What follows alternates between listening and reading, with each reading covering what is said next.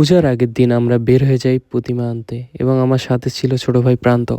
শিল্পীর হাতে রং তুলির মায়াবী ছোঁয়া আর আধুনিক মেশিনের নিখুঁত কারুকাজে মাটির বুকে জন্ম নেয় এক অনন্য প্রতিমা, যেখানে ঐতিহ্য আর প্রযুক্তির মিলনে সৃষ্টি হয় শিল্পের এক নতুন অধ্যায়। অবশেষে আমরা প্রতিমা নিয়ে বাসার উদ্দেশ্যে যাচ্ছি। শুভ সকাল সবাইকে সবাইকে জানাই সরস্বতী পূজার অনেক শুভেচ্ছা ও ভালোবাসা। সো এখন বাজতেছে হলো ঘড়িতে 7টা 4, কুয়াশার অবস্থা এই। আর আমরা পূজার জন্য কিছু ডেকোরেট করব। চলুন আজকের দিনটা একসাথে উপভোগ করা যাক।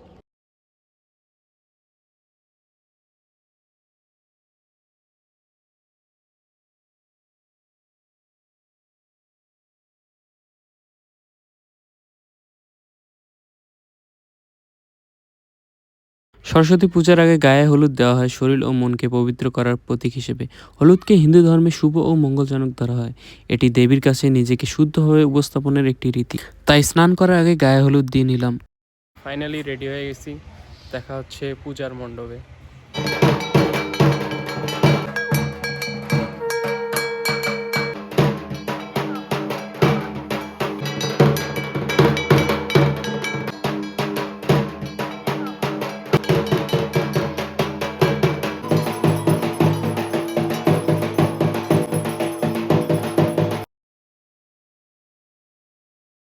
সরস্বতী পূজায় হাতেখড়ির মাধ্যমে শিশুর শিক্ষা জীবনের শুভ সূচনা হয়।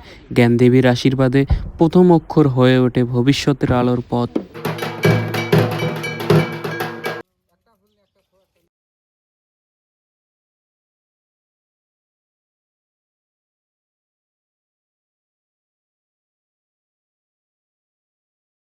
অঞ্জলি দেয়া শেষ হয়ে গেলে আমরা সবাই মিলে চলে যাই পাশের বাড়িতে আরেকটি পূজা দেখতে।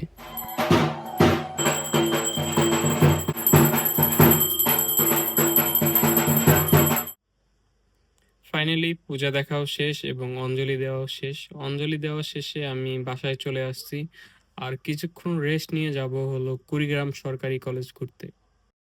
আপনাদের সাথে দেখা হচ্ছে ঘুম থেকে উঠে।